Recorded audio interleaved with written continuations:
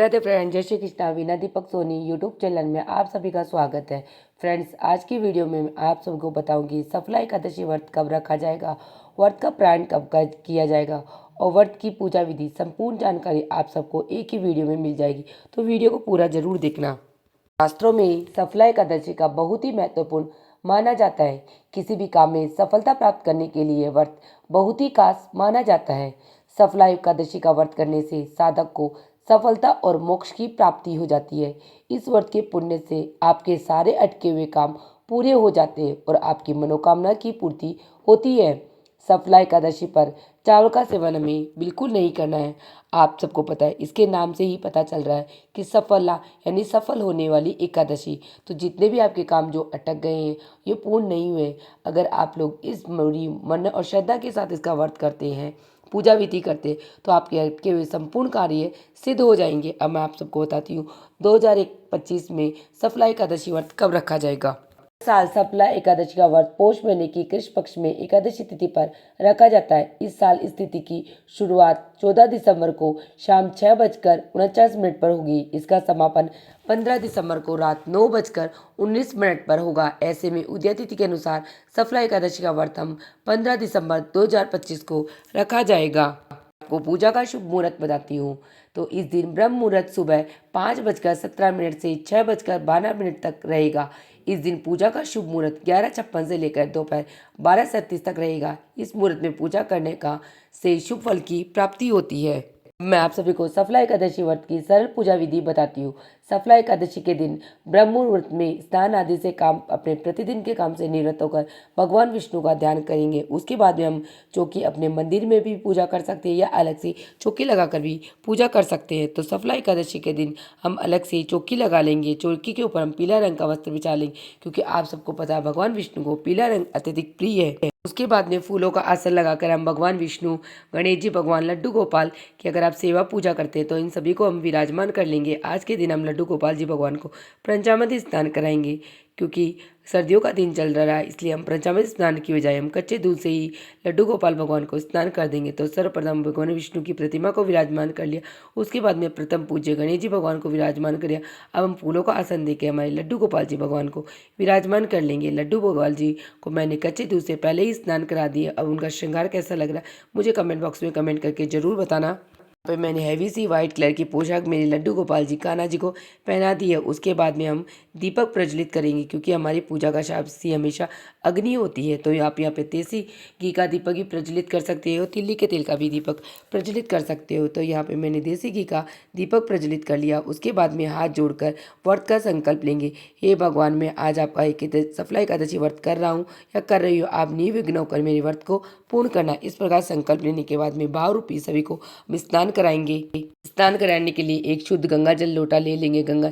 उसके बाद में फूल से सभी को जल के छींटे लगाकर स्नान करा देंगे, क्योंकि मैंने टुकोबाल जी भगवान को, गणेश जी को पहले ही स्नान करवा दिया है। इसके बाद में हम सभी को वस्त्र स्वरूप के अलावा जनेऊ अर्पित करेंगे। तो सर्वप्रथम गणेश जी भगवान को जनेऊ अर्पित करेंगे। उसके बाद में उन्हें कलावा अर्पित करेंगे। उसी बाद में भगवान विष्णु को भी आप जनेऊ कलावा अर्पित कर सकते हैं। और लड्डू गोपाल जी भगवान को तो मैंने पहले ही तैयार कर लिया है, तो उन्हें भी हम वस्त्र स्वरूप कलावा, इस प्रकार हम गणेश जी भगवान, लड्डू गोपाल भगवान और भगवान विष्णु सभी को वस्त्र स्वरूप मोली कलावा अर्पित कर देंगे। वस्त्र अर्पित करने के बाद में हमें तिलक करना है। तो आप सबको पता है कि भगवान विष्णु को हल्दी और चंदन का तिलक अत्यधिक प्रिय है। तो सर्वप्रथम हल्दी और चंदन से गणेश जी भगवान को तिलक कर देंगे। उसके बाद में भगवान विष्णु को और प्रतिमा में विराजमान सभी देवी देवता को हल्दी चंदन का तिलक लगा देंगे। उसके बाद में हल्दी और चंदन से हम लड्डू गोपाल जी भगवान को भी तिलक कर देंगे। इस प्रकार दीपक को भी तिलक कर देंगे। इस प्रकार हम सभी को तिलक कर देंगे। और एकादशी व्रत में हमें चावलों को छूना वर्जित होता है कि चावल नहीं छूता, इसीलिए हम सभी को तिल अर्पित करेंगे। तो यहाँ पर हम सभी गणेश जी भगवान, भगवान विष्णु, लड्डू गोपाल सभी को तिल अर्पित कर देंगे। और आप एकादशी के एक दिन पहले दशमी से ही चावलों को छूना नहीं चाहिए और नहीं चावलों को खाना चाहिए। इस प्रकार हम सभी भगवानों को तिल अर्पित कर देंगे। उसके बाद में आप सबको पता है थोड़े से तिल के दाने हमें हमारे दीपक में भी डालेंगे। कहा जाता है कि जितने तिल तड़कते उतने हमारे कष्ट टलते हैं। इस प्रकार आप थोड़े से तिल के दाने दीपक में भी चढ़ा देना। उसके बाद में हम सभी को फूल पुष्प अर्पित करेंगे। तो गणेश जी भगवान को को यहाँ पे मैं लाल रंग का पुष्प अर्पित करूंगी, क्योंकि आप सबको पता है गणेश जी भगवान को लाल पुष्प अत्यधिक प्रिय है। उसके बाद में भगवान विष्णु और लड्डू गोपाल जी को हम पीले पुष्प अर्पित करेंगे, क्योंकि भगवान विष्णु को पीले पुष्प अत्यधिक प्रिय है। अगर आपके फूल पुष्प नहीं हो तो बिना फूल पुष्प के भी आप पूजा कर सकते हो। इस प्रकार मैं सभी को फूल पुष्प अर्पित कर दूंगी। उसके बाद में हम भोग अर्पित करेंगे। तो यहाँ पे मैंने गाजर का हलवा बनाया है, तो यहाँ पे मैं गणेश जी भगवान को सर्वप्रथम भोग अर्पित करी। उसके बाद में भगवान विष्णु लड्डू गोपाल जी का भोग अर्पित करूंगी। तो आप जो तुलसी पत्र के बिना भगवान विष्णु भोग ग्रहण नहीं करते, तो आप दशमी तिथि से भी एक दिन पहले तुलसी पत्र तोड़ लेना है, क्योंकि इस बार हमारी एकादशी सोमवार की है और रविवार को वैसे ही तुलसी माता को हाथ नहीं लगाया जाता, न ही जल चढ़ाया जाता है।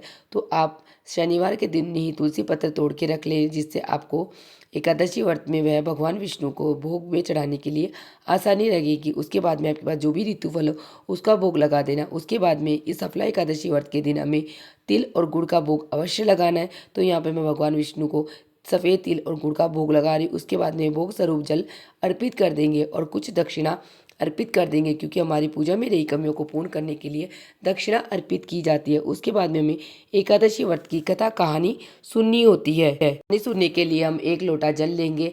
1 लोटा जल लेने के बाद में हमारे सीधे हाथ में थोड़े से तिल के दाने और फूल पुष्प लेके एकादशी व्रत की कथा कहानी सुनेंगे। तो यहाँ पे मैं कहानी बताती तो वीडियो अत्यधिक लंबा हो जाता है। मैं कहानी का वीडियो अलग से डाल दूंगी, लिंक मैं डिस्क्रिप्शन में ऐड कर दूंगी, आप वहाँ से कथा कहानी सुन लेना। कहानी सुनने के बाद में जो फूल पुष्प है वह हम भगवान विष्णु को अर्पित कर देंगे और कुछ तिल के दाने हम हमारे जल के लोटे में डाल के इससे हम सूर्य भगवान को अर्घ दे देंगे। अगर आप एकादशी व्रत की पूजा विधि सुबह करते हैं तो सूर्य भगवान को अर्घ दे देना, और रात को पूजा करते तो आप चंद्रमा को अर्घ दे देना। उसके बाद में हमें आरती करनी है, तो सर्वप्रथम हम गणेश जी भगवान की आरती करेंगे। उसके बाद में भगवान विष्णु लड्डू गोपाल की इस प्रकार बड़े ही प्रेम पूर्वक आरती करेंगे। आरती करने के बाद में हमारी पूजा में रही गर्मियों के लिए हमें क्षमा याचना करना होता है। तो क्षमा याचना करने के लिए हम हमारे सीधे हाथ में थोड़ा सा जल लेके हम पाटे के ऊपर से 2 बार घुमा देंगे। उसके बाद में एकादशी व्रत की पूजा में रही कमियों के लिए क्षमा याचना करने की, भगवान मेरी पूजा पाठ में कोई कमी या गलती हो गई है तो उसके लिए आप मुझे माफ़ कर देना। इस प्रकार हम एकादशी व्रत की सरल पूजा विधि कर लेंगे। एकादशी व्रत के दिन हमें इस प्रकार एकादशी व्रत की पूजा विधि करनी है। पूजा विधि के करने के बाद ये चौकी यथावती रहेगी। अगर हम सुबह पूजा कर रहे हैं तो हमें शाम तक इसमें आरती करके भोग लगाकर फिर हमें पूजा की चौकी उठाएंगे। अगर हमने शाम में पूजा की है तो की चौकी हम दूसरे दिन द्वादशी तिथि को भगवान को स्नान ध्यान करने के भगवान को भोग लगा कर चावल का, उसके बाद में व्रत का प्राण करने के बाद में चौकी हटाएंगे। तो अब मैं आप सबको तो सफला एकादशी व्रत का प्राण कब किया जाएगा उसके बारे में बताती हूँ।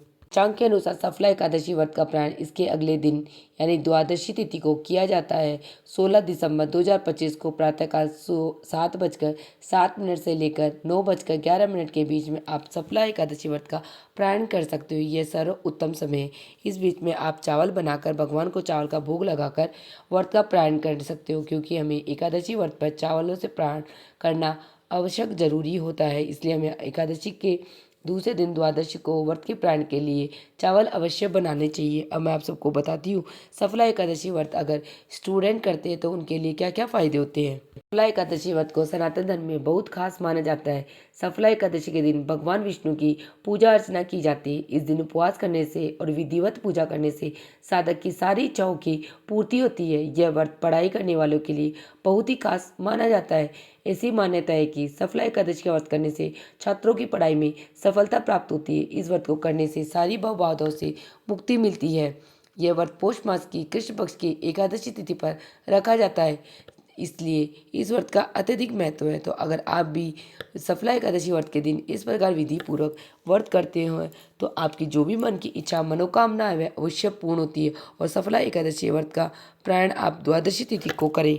इस प्रकार हम सफला एकादशी व्रत के दिन व्रत रखकर व्रत की पूजा विधि करके भगवान विष्णु का आशीर्वाद प्राप्त कर सकते हैं। इसी के साथ मेरी सफला एकादशी व्रत की सरल पूजा विधि की वीडियो समाप्त होती। आप सबको मेरी वीडियो कैसी लगी मुझे कमेंट बॉक्स में जय श्री कृष्णा का जरूर बताना। और मेरी वीडियो आप लोगों के लिए थोड़ी सी भी यूज़फुल है तो प्लीज़ वीडियो को लाइक कर लेना और चैनल को सब्सक्राइब कर लेना, जिससे आने वाली वीडियो के नोटिफिकेशन आप लोगों को मिल सके। वीडियो देखने के लिए आप सभी का धन्यवाद। मिलते हैं नेक्स्ट वीडियो में। जय श्री कृष्णा, राधे राधे। आप सभी पे भगवान विष्णु की कृपा आप पे और आपके परिवार पर सर्वदा सर्वदा बनी रहे। जय श्री कृष्णा।